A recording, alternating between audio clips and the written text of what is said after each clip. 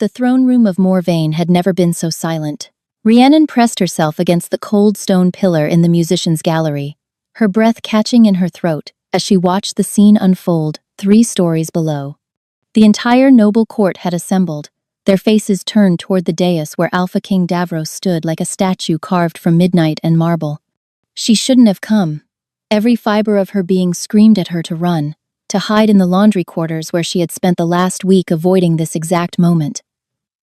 But Davros had not sent for her. No message, no whispered explanation through trusted servants. Nothing but 7 days of deafening silence after 6 months of whispered promises in moonlit gardens. So she had climbed the servant stairs to see for herself. From her hidden vantage point, Rhiannon could see the rigid set of his shoulders beneath the ceremonial crimson and black, the way his jaw clenched as the high priestess droned through the ancient rites. His dark blonde hair was pulled back severely, revealing the sharp angles of his face. Even from this distance, she could see the amber eyes that had once looked at her with such desperate hunger now staring blankly ahead. For half a year, she had known another side of him. The man who had traced the curve of her spine in the darkness of the archives. The man whose voice broke when he whispered her name. The man who had bitten her shoulder blade in a claiming so secret, so forbidden, that she had worn high-neck dresses ever since to hide the mark from curious eyes. "When I settle the council's demands," he had promised, his lips against the claimed skin, "I will announce you. Common-born or not, you are my fated mate, Rhiannon. Nothing in this world or the next can change that." She had believed every word. Her hand moved unconsciously to her lower abdomen, where an even more dangerous secret grew. A secret she had been waiting for the right moment to tell him. Tonight, she had thought. After this farce of a ceremony, when he came to her as he always did, she would tell him about the child. Their child. "Let the candidates approach," the high priestess announced, her reedy voice somehow carrying through the vast chamber. Rhiannon's nails bit into her palms as 4 women in flowing silver gowns ascended the dais steps. Daughters of the 4 cardinal houses, each one breathtaking, each one raised from infancy for the possibility of standing exactly where they stood now. And at their center, her hair the color of burnished copper, and her eyes like chips of jade, walked Morgaine of House Talros. The crowd murmured approval. The Talros family controlled the Western Mountains, commanded 5,000 warriors, and had been maneuvering their daughter toward this moment for decades. Some said Morgaine had been betrothed to Davros in their cradles, that this ceremony was merely a formality. Rhiannon searched Davros's face for any sign of the man she loved, any flicker of warmth, of recognition, of the fierce devotion he had sworn was eternal and unbreakable. His expression could have been carved from ice. "Davros, Alpha King of Morvain, blood of the first shifters," the high priestess intoned. "You have consulted with your council. You have reviewed the treaties and bloodlines. Your kingdom awaits your choice." The silence stretched like a blade between Rhiannon's ribs. She stopped breathing. The mark on her shoulder blade burned beneath her dress, a phantom heat that pulsed in time with her racing heart. Surely he could feel it too. Surely he would turn, would scan the galleries until he found her, would declare that his choice had been made months ago in secret places where 2 souls recognized each other as mates. Davros stepped forward. His movement was wrong, Rhiannon realized with dawning horror. Too stiff, too mechanical.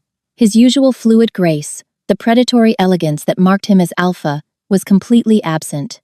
And his eyes, those amber eyes that had blazed with passion when he looked at her, were flat, empty, like someone had extinguished the fire behind them. "I choose," his voice rang out, hollow as a tomb. "Morgaine of House Talros." The throne room erupted in celebration. Rhiannon felt the world tilt sideways. Nobles embraced, cheering. Warriors howled their approval, the sound shaking the ancient stones. The political alliance that would unite the mountains with the crown, securing Morvain's borders for generations, had been sealed, and Rhiannon felt something inside her chest shatter into 1,000 cutting pieces. The mark on her shoulder blade flared with sudden, searing agony. She gasped, doubling over in the shadows of the gallery, her hand flying to the spot where his teeth had once claimed her flesh. It felt like her skin was being flayed from her body, like the claiming itself was being ripped away. Through tear-blurred vision, she watched Davros take Morgaine's hand. watched him raise it to his lips in the traditional gesture of acceptance. Watched the copper-haired woman smile with cold triumph while the man Rhiannon loved showed absolutely nothing at all. He didn't look for her in the crowd. He didn't hesitate. He didn't seem to remember she existed. A sob tore from Rhiannon's throat, lost in the cacophony of celebration. She stumbled backward, desperate to escape before the grief crushed her completely. Her shoulder struck the gallery railing, sending pain shooting through her marked flesh. But she barely felt it. She had to get out, had to run, had to flee before she collapsed, and someone found the common serving girl who had been foolish enough to believe an Alpha King could love her.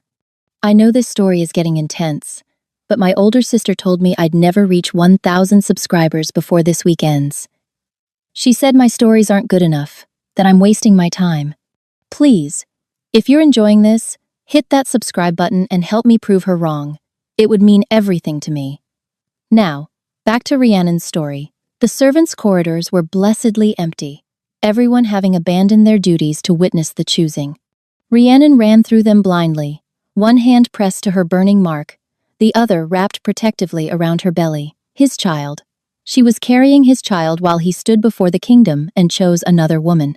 She wouldn't stay to watch him wed Morgaine, wouldn't remain in the castle where she had given him everything, her body, her heart, her foolish, desperate belief that a laundress's daughter with a gift for reading ancient texts could ever truly hold an Alpha King's heart. Rhiannon reached the tiny closet she called a chamber and began packing with shaking hands.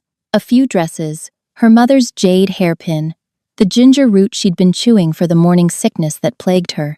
She paused at the narrow window, looking out at the celebration bonfires being lit across the capital. Somewhere in that throne room, Davros was accepting congratulations for his wise political choice.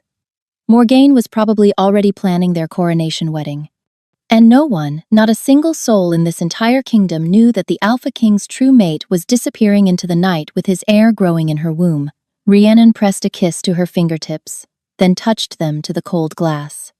"Goodbye, my love," she whispered to the darkness. "May your politically advantageous marriage bring you everything you chose over us." Then she pulled her cloak tight and vanished through the servants' gate, swallowed by the winter night. She didn't see the figure watching from the tower window above. She didn't see the amber eyes suddenly flare with desperate, confused awareness. And she didn't hear the howl of pure anguish that split the sky moments later, a sound so raw, so broken, that wolves across the kingdom lifted their heads in shared, instinctive grief. By the time Davros reached her empty chamber, his heart pounding with inexplicable panic he couldn't understand, Rhiannon was already gone. 4 months later, the village of Millbrook had almost stopped asking questions about their newcomer. Rhiannon had arrived in the dead of winter, a young widow fleeing grief, she'd claimed. The village elder had taken pity on her swollen belly and haunted eyes, offering her the abandoned cottage at the forest's edge in exchange for her skills with letters and numbers. She had accepted without hesitation, grateful for any shelter that put distance between her and Morvain. Now spring was attempting to break through winter's grip, and Rhiannon had become simply the teacher woman who lives by the woods. She taught the village children to read. She kept the merchants' books. She translated old deeds for the land disputes. And every night, she lay awake with her hands on her impossibly large belly, feeling movements that came from multiple directions at once. The village healer had examined her 3 weeks ago, her weathered face creasing with surprise. "Twins, girl. Maybe triplets. I've never felt so many limbs pushing at once." Rhiannon had smiled weakly and said nothing. What could she say? That she was carrying the Alpha King's children? That she had fled the capital rather than watch him marry another? That the claiming mark on her shoulder blade still burned every single night, keeping her awake with pain that should have faded months ago? Among wolfkind, rejection severed the bond completely. The mark should have disappeared within weeks, leaving only smooth skin and bitter memories. Instead, hers pulsed with heat that never faded. It ached when the wind blew from the east, from the direction of Morvain, and sometimes, late at night when exhaustion finally claimed her, she could swear she felt something through it.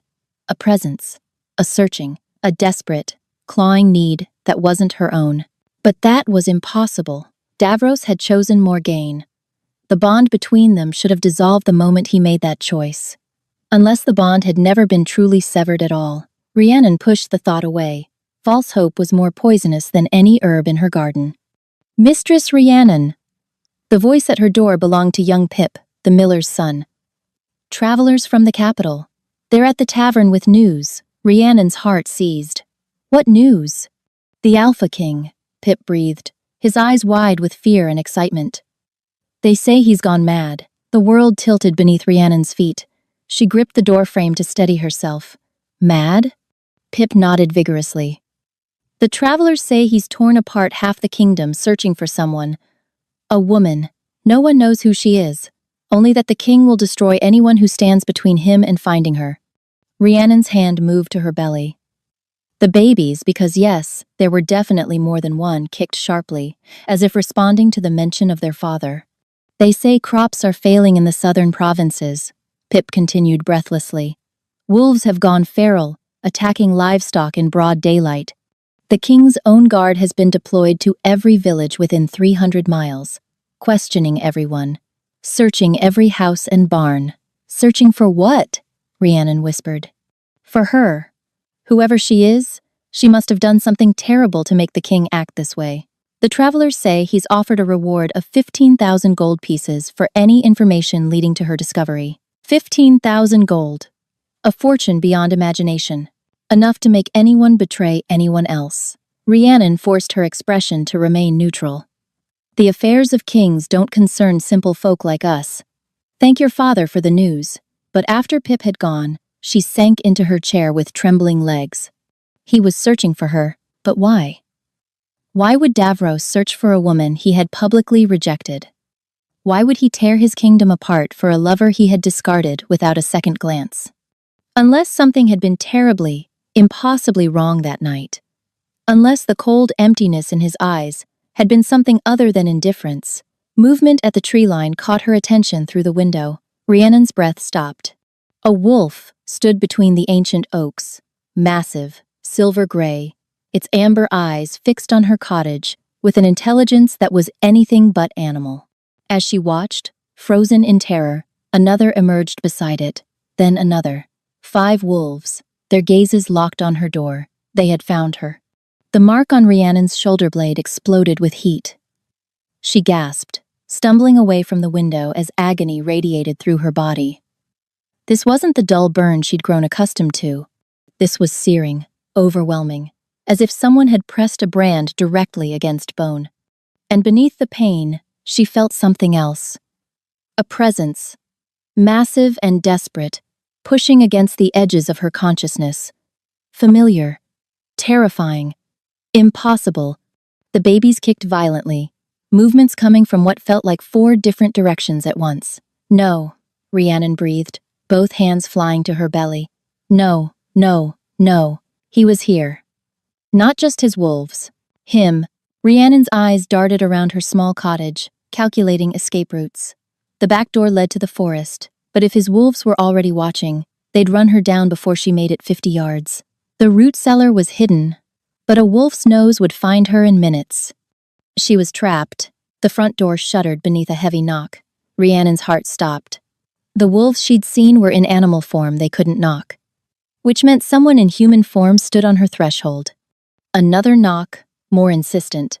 Mistress Rhiannon, a male voice, unfamiliar. Please open the door. We mean you no harm. Rhiannon almost laughed at that. Wolves who hunted a pregnant woman across 4 months and 3 provinces meant her no harm. How reassuring. But she had no choice. Running was impossible. Hiding was futile. And if she didn't open the door willingly, they would simply break it down. She grabbed the iron poker from beside her hearth and moved toward the door. When she opened it, 3 men stood on her threshold. 2 were clearly warriors, their massive frames and alert postures marking them as the Alpha King's elite guard. But it was the 3rd man who drew Rhiannon's attention. He was older, his dark hair shot through with silver, his face weathered by decades of service, and his eyes, deep amber eyes that seemed to see straight through her, held something that looked almost like relief. "My lady," he said, and the title made Rhiannon flinch. "I am Garrick, first beta to the Alpha King. We've been searching for you for a very long time. I think you've made a mistake," Rhiannon said, her voice steadier than she felt. "My name is Rhiannon Moss. I'm a teacher and bookkeeper, nothing more." Garrick's expression shifted to something like sympathy. "You are Rhiannon, daughter of Ilara the Laundress, formerly a translator in the Royal Archives. You bear the king's claiming mark on your left shoulder blade, and you carry his children in your womb." The poker trembled in Rhiannon's grip. "How do you know about the mark?" "Because the king has described it in excruciating detail to every wolf in the realm. Because he hasn't slept more than an hour at a time in 4 months. Because he is systematically destroying everything he's built to find the mate who vanished without a trace." Garrick paused. "May we come in?" Rhiannon wanted to refuse, but her legs were shaking, her mark was burning, and the babies had gone unnaturally still, as if listening.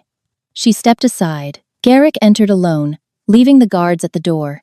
He looked around her modest cottage, taking in the stacks of primers, the simple furniture, the narrow bed where she'd spent countless nights crying into her pillow. "He didn't choose her," Garrick said quietly. "Morgaine, I mean. He didn't choose her willingly." Rhiannon's knees nearly buckled. "What?" "The night of the ceremony, someone slipped a compound into the king's wine. Something derived from wolf's bane mixed with crushed moonflower and other ingredients we still haven't identified. It suppressed his wolf, severed his connection to his instincts and his bond, made him suggestible." "That's impossible," Rhiannon whispered. "We thought so too, until the effects wore off 4 days later, and the king woke screaming your name." Garrick's voice hardened. He remembered nothing of the ceremony, nothing of choosing Morgaine. "The first thing he did was run to find you. He didn't need to finish." Rhiannon sank into the nearest chair, her mind reeling. Drugged. He had been drugged. The empty eyes, the mechanical movements, the complete absence of recognition. It hadn't been rejection at all. It had been violation. "Who did this?" she demanded. "We believe House Talros, though we can't yet prove it. Morgaine's family has wanted their bloodline on the throne for 3 generations. With you gone and the king bound to their daughter by witnessed oath, they would have everything they desired." Garrick knelt before her chair. "My lady, the king is not well. The severed bond, the missing mate his wolf, has been fighting for dominance since the moment he regained his senses. If he doesn't find you soon, we fear he may go feral permanently. A wolf separated from its true mate for too long could lose itself entirely to the animal, becoming a mindless beast. And an alpha king with Davros's power going feral would become something monstrous, unstoppable." "I can't go back," Rhiannon heard herself say. "Morgaine, the Talros family, they'll kill me. They'll kill my children. Which is why I haven't told the king exactly where you are." Garrick withdrew a folded letter from his coat. "This arrived at the castle 2 weeks ago." Rhiannon took the paper with numb fingers. The seal was broken, but she could see the Talros crest pressed into the dark wax. The message inside was brief. "The false mate has been located in Millbrook. The problem will be eliminated before month's end. Long live Queen Morgaine." Rhiannon's blood turned to ice. "Assassins." Garrick nodded grimly. "We intercepted this by chance. We don't know how many have been sent or how close they are. My lady, Davros will find you with or without my help. The bond is guiding him. Getting stronger every day, he gets closer." As if to emphasize his words, Rhiannon's mark flared with heat again. "He feels that too," Garrick said quietly. "Every time your mark burns, he feels an answering fire. It's the only thing keeping him sane, knowing you're alive somewhere." Before Garrick could say more, a howl split the evening air. It came from the forest, close, filled with warning. Garrick was on his feet instantly. "They've found us." "Who?" Rhiannon demanded, rising despite her trembling legs. Through her window, she could see shapes moving between the trees. Not the silver-gray wolves who had watched her cottage earlier. These were different, darker, their movements coordinated with predatory precision. And leading them, stepping from the shadows with a crossbow raised, was a figure in black, whose face was hidden behind a bronze wolf mask. The Talros assassins had arrived. The first arrow shattered Rhiannon's window before she could draw breath to scream. Garrick moved with supernatural speed, shoving her toward the back of the cottage as glass exploded across the floor. The 2 guards burst through the front door, already shifting mid-stride, their human forms dissolving into massive wolves that lunged toward the tree line. The cellar, Garrick commanded. Now. There's no way out from the cellar, Rhiannon gasped. You only need to survive until reinforcements arrive. Another arrow punched through the wooden wall, embedding itself inches from Rhiannon's head. She could see dark liquid glistening on its tip. Poison, she realized aloud. They're not trying to capture me. They're trying to kill me quickly. Garrick's jaw tightened. The Talross family can't afford witnesses. He pulled a long knife from his belt and pressed it into her hands. The blade is silver-edged. It will wound even a shifted wolf. Use it if you must. Before Rhiannon could respond, a howl of pain erupted from outside. One of the guards, then silence. Garrick's eyes flickered amber, his wolf rising to the surface. Stay hidden. Whatever happens, don't come out until you hear my voice. He paused. Or the king's. But he was already gone, his body exploding into wolf form as he crashed through the ruined window to join the battle. Rhiannon stood frozen in her destroyed cottage, the silver knife clutched in her trembling hands. Through the shattered glass, she could see shapes moving in the darkness, wolves clashing with wolves, the flash of blades, the sickening sound of flesh meeting steel. Her mark burned with renewed intensity, and she gasped at the sensation that accompanied it. He was closer now, much closer. The bond between them pulsed with desperate urgency, and for the first time, Rhiannon understood that she could feel his emotions bleeding through, rage so vast it threatened to consume everything. Fear, sharp and unfamiliar, and beneath it all, a longing so profound it made her eyes sting with tears. Through the window, she watched in horror as Garrick's wolf form was thrown against an oak tree with bone-cracking force. He struggled to rise, blood matting his silver-streaked fur, but 3 dark wolves circled him with predatory patience. He was losing. Rhiannon's gaze dropped to the cellar door. She could hide as Garrick had instructed, could wait in the darkness, and pray that help arrived before the assassins found her. But Garrick would be dead by then. The guards were already silent, and she would be cowering underground while wolves died to protect her. No, she had spent 4 months running, 4 months hiding, 4 months letting fear dictate her every choice. Not anymore. Rhiannon dropped the silver knife and pressed her palms together. The power she'd kept suppressed since childhood stirred in her chest. She had always been told to hide this gift, had always been warned that healing magic in someone of common blood would mark her as unnatural, as something to be destroyed. But she was already marked for death. What did she have left to lose? Golden light bloomed between her hands, warm and pure and ancient. Rhiannon stepped through the shattered window into the chaos of battle. The effect was immediate. Every wolf in the clearing turned to stare at the heavily pregnant woman who glowed like a fallen star.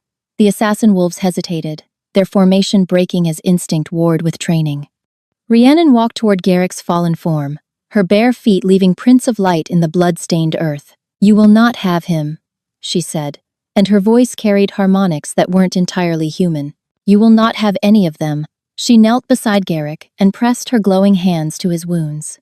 The beta gasped as healing energy poured into his broken body, knitting bone and closing gashes with impossible speed. One of the assassin wolves lunged toward her, jaws wide. The golden light around Rhiannon flared like a sunrise. The wolf was thrown backward with a yelp of pain, its dark fur smoking where the light had touched it. It scrambled to its feet and fled into the forest, followed by 2 of its packmates, but not all of them ran. The masked figure stepped into the clearing, crossbow raised. Unlike the wolves, this assassin was fully human, unaffected by the magic that had scattered the others. Impressive, a female voice said from behind the bronze wolf mask. The Talross family will be very interested to learn that the king's whore is a witch. Rhiannon's power flickered. The healing she'd poured into Garrick had cost her more than she'd realized, and her reserves were dangerously low. The babies kicked frantically, as if sensing danger. The assassin's finger tightened on the trigger, and then the forest exploded. Trees splintered like kindling as something massive crashed through the undergrowth. The ground shook with the force of its approach. The remaining assassin wolves scattered in pure terror. The masked woman spun toward the sound, her crossbow swinging to track the new threat. She wasn't fast enough. A wolf the size of a warhorse burst from the tree line, its fur black as midnight, its eyes blazing with golden fire. It moved with speed that defied physics, crossing the clearing in a single bound. Its jaws closed around the assassin's crossbow arm with a sickening crunch. The woman's scream was cut short as the massive wolf shook her like a rag doll, then flung her broken body into the darkness. The wolf turned in a circle, searching for more threats, finding none. Then those burning golden eyes fixed on Rhiannon. She couldn't move, couldn't breathe, could only stare at the creature that radiated power like heat from a bonfire. The wolf approached her slowly, each step deliberate. Blood dripped from its muzzle. Its massive body blocked out the moonlight. And yet, when it finally stood before her, it lowered its great head and pressed its nose gently to her belly. The babies kicked all of them at once, what felt like 6 or 7 tiny limbs responding to their father's presence. The wolf made a sound that was almost a whimper. "Davros?" Rhiannon whispered. The shift happened in the space between heartbeats. One moment, a wolf stood before her. The next, a man knelt in the blood-soaked earth, his hands hovering over her stomach, as if he was afraid to touch her. He looked up, and Rhiannon saw that the Alpha King was weeping. "You're alive," Davros breathed, his voice raw, broken, as if he'd been screaming for months. "You're alive, and you're—" His eyes dropped to her swollen belly. His hand reached toward it, then stopped, hovering inches from her dress. "May I?" The question shattered something in Rhiannon's chest. The Alpha King, the most powerful wolf in 3 kingdoms, was asking permission to touch his own children. She took his hand and pressed it to her stomach. The babies kicked immediately, movements coming from multiple places at once. Davros's eyes widened, his palm flattening against her belly to feel more. "Children," he whispered. "Our children. Rhiannon, why didn't you tell me?" The question broke the spell. Rhiannon stepped backward, pulling away from his touch. The warmth of the moment dissolved into the cold reality of everything that had happened. "Tell you?" Her voice came out sharper than intended. "When would I have done that, Davros? Before or after you chose Morgaine in front of the entire kingdom?" Davros flinched as if she'd struck him. "I didn't choose her. I would never. I saw you." The words tore from her throat. "I was there. I watched you take her hand. I watched you stand before our people and declare she would be your queen while I hid in the gallery like some shameful secret." "Rhiannon, please." Davros rose to his feet, his hands reaching for her. "I was drugged. Garrick told you." "How convenient," Rhiannon spat, even as her heart cracked at the agony in his eyes. "Convenient?" Davros's voice hardened. "You think any part of this has been convenient? I've spent 4 months hunting for you. 4 months fighting my wolf for control. 4 months watching my kingdom crumble, while I tore apart every village, every forest, every corner of the realm searching for the mate who vanished without a word. Because you rejected me, because I was violated." The roar shook the clearing. The word hung between them, terrible and true. "Do you think I chose this?" Davros's voice cracked. "Do you think I wanted to wake up bound to a woman I despise while the woman I love was gone? While our bond was screaming in my chest and I had no idea where you were, or if you were even alive." His vulnerability was like a knife between Rhiannon's ribs. She had never expected to see this, the most powerful wolf in 3 kingdoms laid bare before her. "I thought you'd thrown me away," she whispered. "I thought everything you said was a lie, that I was just a convenient distraction until you were forced to choose someone worthy of your crown." Davros closed the distance between them in 2 strides. His hands cupped her face, tilting it up until she had no choice but to meet his gaze. "You are worthy of everything," he said fiercely. "You are my mate, my true mate. The bond recognized you before I even knew your name. Do you think I would give that up for politics? For power? For anything in this world or any other?" A sob escaped Rhiannon's throat. She had held the grief inside for so long, had built walls around her broken heart to keep functioning. But now, with his hands on her face, and his words cracking through her defenses, those walls were crumbling. "I waited for you," she choked out. "That night, I waited in my chamber for you to come. I was going to tell you about the babies. I'd practiced the words 100 times. Davros's expression shattered. "Rhiannon. And when you didn't come, I went to find you. Instead, I found you choosing her, kissing her hand, looking at her like she was your future, while I stood in the shadows with your children growing inside me." She pounded her fist against his chest, but there was no strength behind the blow. "Do you know what that felt like?" Davros caught her wrist and pressed her palm flat against his heart. "Yes," he said quietly. "I know exactly what it felt like.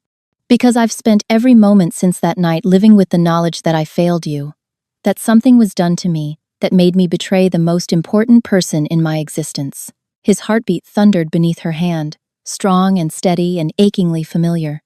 "I haven't touched Morgaine," he continued. "I haven't even been in the same room with her since I regained my senses. The council is threatening rebellion. Half the noble houses have withdrawn their support." He laughed bitterly.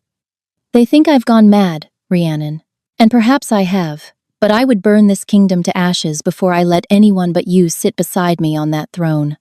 The mark on her shoulder blade flared with heat, and she felt his answering pulse through the bond. His claim on her, incomplete as it was, resonated with something deep in her soul.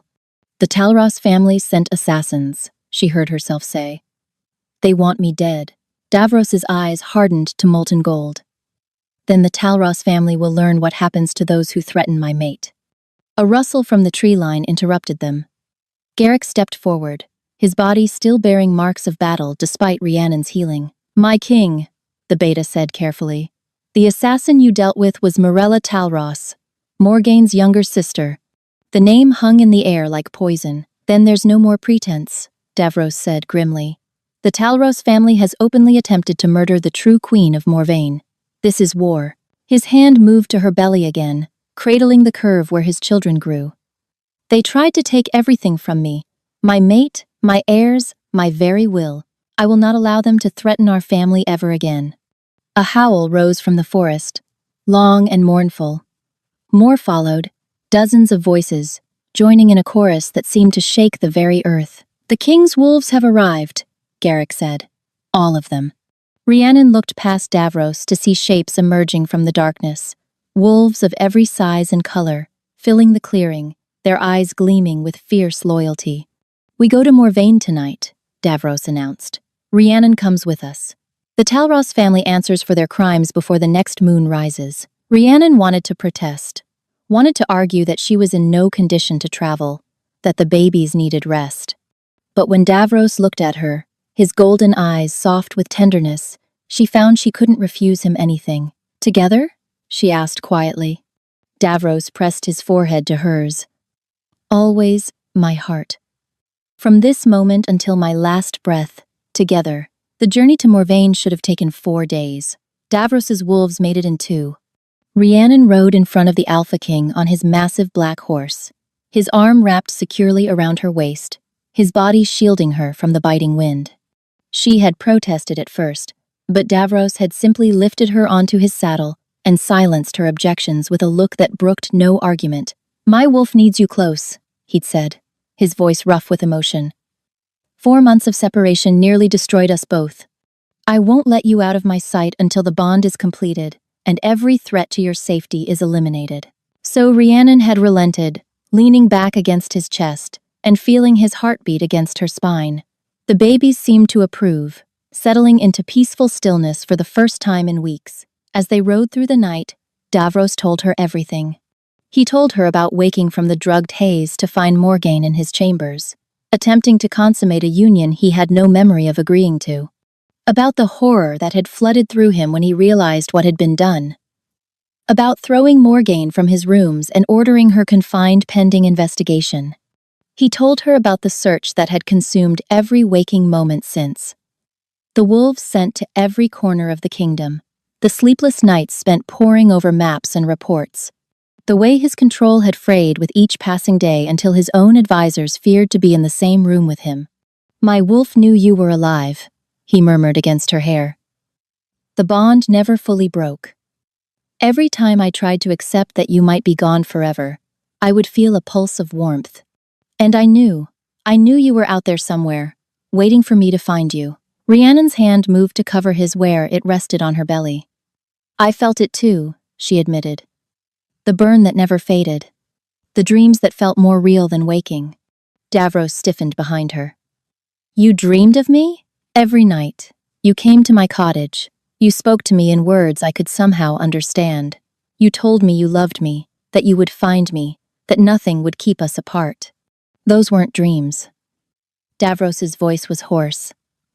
My wolf, when I slept, he would reach for you through the bond. I thought I was only imagining it, but you actually felt. He trailed off, overcome. Rhiannon turned in the saddle to look at him. In the silver moonlight, she could see the shadows under his eyes, the gauntness of his cheeks, the evidence of months of suffering etched into every line of his face. We've both been through so much, she whispered. Apart when we should have been together. Davros's hand came up to cup her face. Never again, he vowed. Whatever comes next, we face it as one. He leaned down and pressed his lips to hers. The kiss was gentle at first, tender and questioning. But when Rhiannon's hand curled around the back of his neck, pulling him closer, something ignited between them. The bond roared to life. Rhiannon gasped against his mouth as sensation flooded through her. His emotions crashed into hers with overwhelming force. Love, desperate and all-consuming. Desire, barely held in check. And beneath it all, a fierce protectiveness that wrapped around her like armor. When they finally broke apart, both breathing hard, Davros's eyes were blazing gold. Soon, he promised, his voice rough with restrained need. When you're safe, when our enemies are destroyed, I will complete the bond properly, and you will never doubt my devotion again. They reached the outskirts of Morvain, as dawn painted the sky in shades of rose and gold. The capital city spread before them, its ancient spires reaching toward the heavens. But something was wrong. Smoke rose from several quarters of the city. The distant sound of shouting reached their ears. And on the great banner that flew above the castle gates, the royal crest had been replaced by the copper serpent of House Talros. No, Garrick breathed. They wouldn't dare. Davros's arm tightened around Rhiannon as a growl built in his chest. They've taken the castle. How is that possible? Rhiannon demanded. You've been gone barely 2 days. The Talros family has been planning this for months, perhaps years. They didn't just want me to marry Morgaine. They wanted to replace me entirely. A rider emerged from the city gates, galloping toward them at reckless speed.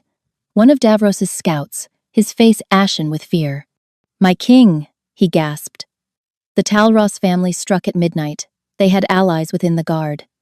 Lord Talros has declared himself regent, claiming you've gone mad. Lady Morgaine has been named queen. A snarl tore from Davros's throat. There's more, the scout continued. They've taken hostages. The servants who remained loyal to you. The guards who refused to bend the knee. They're to be executed at noon as traitors. He paused. All 42 of them. Rhiannon felt the blood drain from her face. Including the old translator who served in the archives, the scout said. The one who helped the lady during her time at court, Isadora. The name struck Rhiannon like a physical blow. Isadora, who had taught her to read ancient texts, who had covered for her absences when she slipped away to meet Davros in secret, who had suspected the truth and never breathed a word. We have to save them, Rhiannon said fiercely. Davros looked down at her. Rhiannon, you can't enter that city. If the Talros family captures you, if we do nothing, 42 innocent people die. I won't have their blood on my hands. I won't let Isadora die because she was kind to me. For a long moment, the Alpha King was silent. Then, slowly, a smile spread across his face. Something fierce, something proud. My queen, he murmured. Even now you think of others before yourself. He turned to address the army of wolves assembled behind them. The Talros family believes they've won. They believe their treachery has succeeded, that their false queen sits secure upon a stolen throne. His eyes blazed with golden fire. They are wrong. A howl rose from the assembled wolves, hundreds of voices joining in a chorus of fury and loyalty. Today we take back what is ours. Today we show the traitors what happens to those who threaten our king, our true queen, and the heirs she carries. The army surged forward, a tide of fur and fang and righteous rage.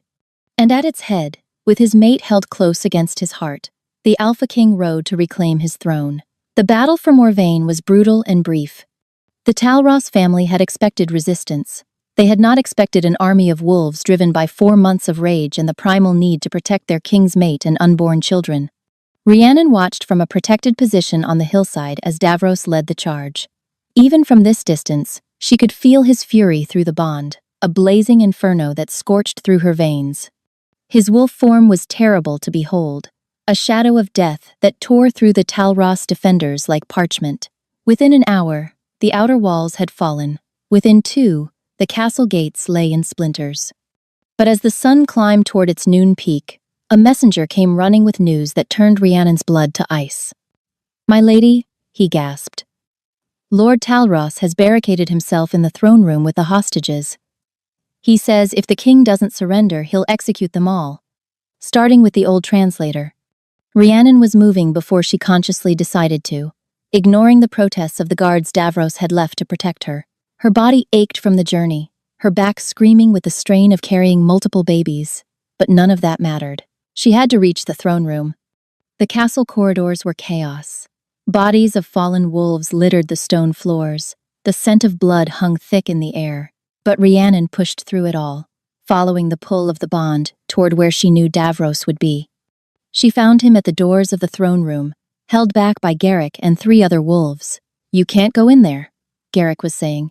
"It's exactly what Talros wants. If I do nothing, innocent people die," Davros replied, his voice ragged. "Davros," Rhiannon called out. He spun at the sound of her voice.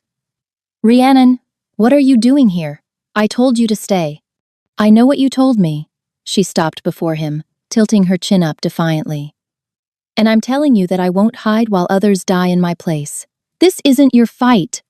"It became my fight the moment the Talros family decided I was an obstacle to their ambitions." Rhiannon placed her hand on his chest. "It became my fight the moment I fell in love with you." Davros's breath caught. In all their months together, through all their whispered conversations and stolen moments, neither of them had ever spoken those words aloud. "Rhiannon," he whispered. "I love you," she repeated, stronger now. "I loved you when I thought you'd betrayed me. I loved you through 4 months of exile and heartbreak. And I won't let that love make me a coward now." She turned toward the throne room doors. "Lord Talros," she called out. "I am Rhiannon, the woman your family has tried so hard to destroy. I'm coming in, alone." "Rhiannon, no." Davros grabbed her arm. She looked back at him. "Trust me, please." Something passed between them through the bond. Not words, but understanding, faith, and beneath it all, a desperate prayer. Davros released her arm.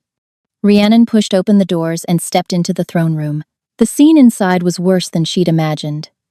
42 hostages knelt in a line before the raised dais, their hands bound, their faces pale with terror. Armed Talros soldiers stood behind them with blades drawn, and on the throne that should have belonged to Davros sat Lord Cedric Talros, his copper hair gleaming in the torchlight. Beside him stood Morgaine. "So, this is the creature that's caused so much trouble," Morgaine said, her lip curling with disdain. "A laundress's daughter with a swollen belly. How pathetic." Rhiannon ignored her, her gaze finding Isadora among the hostages. "Run, child," Isadora whispered. "Run while you can." "I'm done running."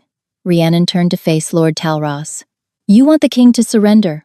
I'm offering you something better." Talros's eyebrow rose. "And what might that be?" "Me." Rhiannon placed her hand on her belly. "The king's mate and his unborn heirs. Take me as your hostage instead. Release the others." "No!" The roar came from beyond the doors. Davros's anguish tore through the bond like shattered glass, but Talros was smiling. "An interesting proposition. Very well, I accept." "Father, wait," Morgaine interjected. "We should simply kill her now." "Patience, daughter. A dead hostage has no value, but a living one, especially one carrying the royal heirs." Talros's smile widened. "Guards, release the prisoners. Secure the girl." The hostages were cut free, stumbling toward the doors in confused relief. Isadora tried to reach Rhiannon, but soldiers pushed her back with the others. As rough hands grabbed Rhiannon's arms, she felt strangely calm. The bond with Davros pulsed with his panic, his rage, his desperate need to reach her. But beneath all of that, She could feel something else, the babies stirring within her, and with them, a power she'd never felt before. The children weren't just Davros's heirs. They were the product of a true mate bond, something that hadn't occurred in the royal bloodline for 6 generations. And those children, even unborn, carried magic of their own. Magic that was now awakening in response to the threat against their mother. Golden light began to emanate from Rhiannon's belly. Talros's eyes widened. What is this? The light spread, flowing through her limbs. But unlike the healing magic she'd used before, this was different. Wilder. More primal. This was the power of the wolf. Pain exploded through Rhiannon's body as bones began to shift. No, she gasped, falling to her knees. Not now.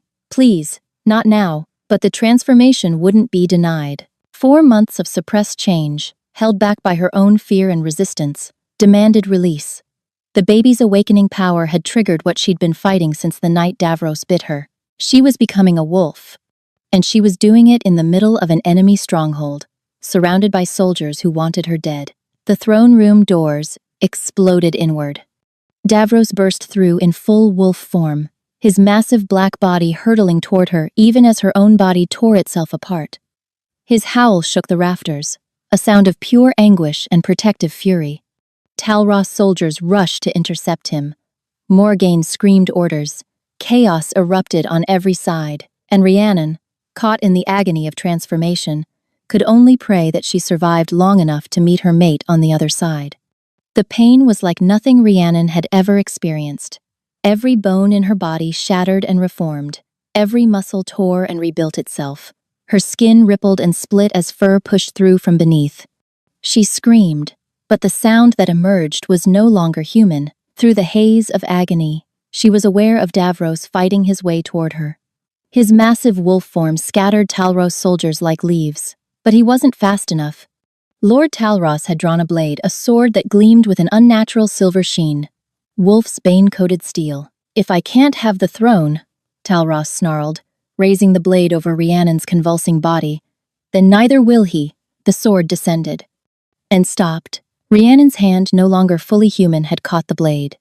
Silver-white fur covered her fingers, and claws that hadn't existed moments before dug into the poisoned steel. The wolf's bane burned against her palm, but she held firm. No, she growled, and her voice carried harmonics that resonated with ancient power.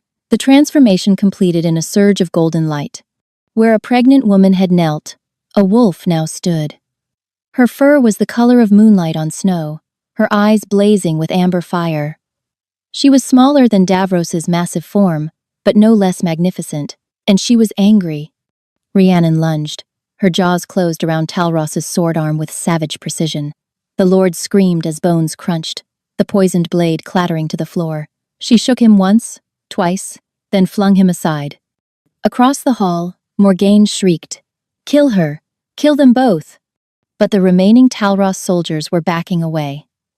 They'd signed on to support a coup, not to face 2 enraged wolves of the royal bloodline. One by one, they dropped their weapons and fled. Davros reached her side, his black fur pressing against her white. Through the bond, she felt his overwhelming relief, his awe, his fierce pride. "You shifted," his voice echoed in her mind. "Rhiannon, you shifted." "I had motivation," she replied, surprised by how natural the mental communication felt. Davros made a sound that might have been a laugh. "My brave, impossible mate." Morgaine had retrieved her father's fallen sword and was advancing toward them with murder in her eyes. "You ruined everything," Morgaine hissed. "You were supposed to be nobody. Instead, you've destroyed my family, stolen my crown, and now you stand there in a form you don't deserve." Rhiannon shifted back to human, her body flowing through the change with surprising ease. She stood before her enemy, one hand resting on her belly where the baby still grew, miraculously unharmed. "I didn't steal anything," Rhiannon said quietly. "The bond between Davros and me was forged by fate, not ambition. Your family tried to break it with poison and lies. All you accomplished was proving that true mates can't be separated by the schemes of lesser wolves." Morgaine screamed and charged. She never reached her target. Davros's jaws closed around her wrist, forcing her to drop the sword. He shifted back to human form, holding the struggling Morgaine immobile, while his wolves flooded the hall to secure the remaining Talros family members. "Morgaine of House Talros," Davros announced. "You and your family are charged with treason, attempted murder of the true queen, and conspiracy against the crown. You will face judgment before the assembled packs." "You can't do this," Morgaine spat. "You chose me before the entire kingdom." "I declared nothing." Davros's eyes blazed gold. "A puppet drugged into compliance is not a king making choices. The ceremony is void. It always was." Guards brought cloaks to cover them both. Davros wrapped Rhiannon in warm fabric with careful hands. "Are you hurt?" he asked quietly. Rhiannon paused, taking inventory. Her body felt different now, stronger, more alive. The constant ache that had plagued her was gone, replaced by a thrumming vitality. "I'm well," she said. "Better than well." Davros's hand found her belly, and his eyes widened as he felt movement from multiple distinct places. "The children," he breathed. "Children," Rhiannon corrected softly. "I think there are at least 3 of them, maybe 4. The transformation, I think it actually helped. Their magic triggered the change. They saved us all." Davros made a choked sound and pulled her into his arms. Through the bond, she felt the walls he'd built around his heart finally crumbling. "I thought I'd lost you," he whispered. "When Talros raised that sword." "I know." Rhiannon pulled back to cup his face in her hands. "But I'm here. I'm not going anywhere. Not ever again." Davros's eyes searched her face. "The bond," he said hoarsely. "It needs to be completed properly, if you'll have me." Rhiannon thought of everything they'd been through. The secret meetings, the whispered promises, the devastating betrayal that hadn't truly been a betrayal at all. The months of separation, the battle and the blood, and the terrifying, glorious moment when she'd embraced the wolf within. "I'll have you," she said. "I've always been yours, Davros, from the moment we met." He kissed her then, in front of the assembled wolves and the defeated Talros family and the hostages who were weeping with relief. When they broke apart, Davros tilted his head, baring his throat to her in the ancient gesture of a wolf offering himself to his mate. "Claim me," he said. "Make it complete." Rhiannon understood instinctively what to do. Her wolf rose within her, guiding her movements as she pressed her lips to the spot where his neck met his shoulder. She felt his pulse thundering beneath her mouth. Her teeth sank into his flesh. The bond exploded between them. It wasn't pain. It was completion. 2 halves of a single soul finally becoming whole. Rhiannon felt Davros's essence pour into her as hers flowed into him. Every memory, every emotion, every secret corner of their hearts laid bare to each other. She saw the night of the ceremony through his eyes, not the empty puppet she'd witnessed from the gallery, but the horror of waking 4 days later with no memory of what he'd done. She felt the desperation of his search, the way his wolf had howled in anguish every night, the slow descent toward madness as days turned to weeks and weeks to months with no sign of her. She felt his terror when he'd seen Talros raise that sword over her convulsing body. Felt the way his heart had stopped in his chest, the way his wolf had screamed with primal fury, driving him forward with strength he didn't know he possessed. Felt the overwhelming relief when her transformation had completed, and she'd stood before him, magnificent and powerful and alive. She saw herself through his eyes. Not a nobody servant, but a woman of extraordinary courage and compassion. The translator who had captivated a king with her brilliance and fierce spirit. The mother of his children, his fated mate, chosen by destiny itself, the most precious soul in his entire existence. And he saw himself through hers. Not a king who had failed her, but a man who had fought against impossible odds to find her. Who had torn his kingdom apart rather than accept a false mate. Who loved her with a ferocity that transcended poison and politics, and even death itself. A man worthy of the love she'd never stopped feeling, even in the darkest moments of her exile. When Rhiannon finally released him, they were both trembling. "My queen," Davros breathed, pressing his forehead to hers. "My king," she answered. Around them, wolves began to howl, a celebration of victory, of justice, of a true mate bond, finally, completely, eternally sealed. In the weeks that followed, the Talros family faced judgment before the assembled packs of Morvain. Lord Cedric was executed for his crimes, his final moments spent begging for a mercy he'd never shown to others. Morgaine was exiled to the frozen wastes beyond the northern border, stripped of her name and her wolf, condemned to live out her days as the nothing she'd once accused Rhiannon of being. The kingdom healed slowly but surely. The crops that had withered under the weight of their alpha's suffering began to grow again. The wolves who had grown feral, driven mad by the broken bond between their king and his true mate, returned to their senses as the completed bond radiated peace and stability throughout the realm. The people of Morvain celebrated their true queen with a joy that surprised Rhiannon. She'd expected suspicion, even hostility, from those who'd witnessed the ceremony and believed her an interloper. Instead, she found acceptance. The wolves could feel the truth of the bond between her and Davros. They could sense that this was what fate had always intended. And on a warm spring evening, as the sun set over Morvain, in shades of gold and rose, Rhiannon gave birth to triplets. 2 boys with their father's dark blonde hair and their mother's healing gift. A girl with silver-white fur when she shifted, and eyes that already gleamed with amber fire. Davros held his children with tears streaming down his face, his massive warrior's hands impossibly gentle. "Thank you," he whispered to Rhiannon, who lay exhausted but radiant in their bed. "For fighting for us, for believing even when I gave you every reason not to." Rhiannon reached up to touch his face, her fingers tracing the claiming mark on his throat, the mark that matched the one on her shoulder blade, both now healed into beautiful silver scars that proclaimed their bond to all who saw them. "I never stopped believing," she said softly. "Even in the darkest moments, something inside me knew. We were always meant to find our way back to each other." Davros leaned down to kiss her, their children nestled safely between them. "Always," he agreed. "In this life and every life that follows, you are my heart, Rhiannon, my mate, my home."